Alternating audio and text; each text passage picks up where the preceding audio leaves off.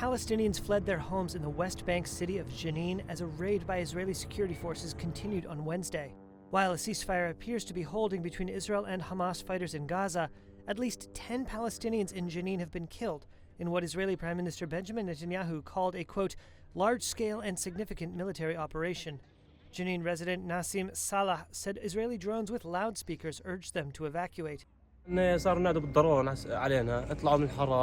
started to call us via the drone to leave the neighborhoods and head to Outer Square. So we went towards Outer Square. I went with my mother and my family. They detained me. They put me inside a room. They asked me about my life. I said that we live in the camp, like other people. They asked about the situation inside the camp and told me people shoot towards us inside the camp. I told him I don't know anyone. I was staying at home.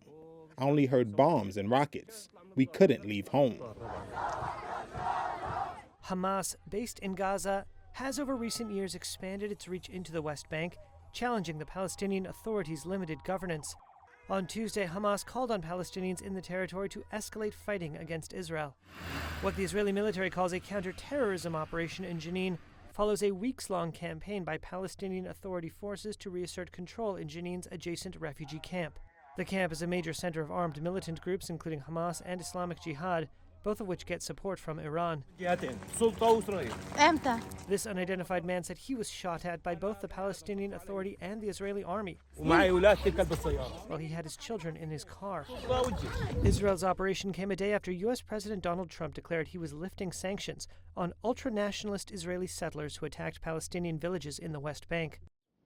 Late on Monday, bands of Israeli settlers attacked Palestinians, smashing cars and burning property around the village of Al-Funduk, near Kalkilia, an area where 3 Israelis were killed in a shooting earlier this month. Hardline pro-settler Finance Minister Bezalel Smotrich said Israel's operation in Jenin was the start of a, quote, strong and ongoing campaign against militant groups, quote, for the protection of settlements and settlers. Inside the city, Tamar Abu Zahu said he was trying to deliver bread, medicine, and diapers to his mother, who was inside a Jenin hospital.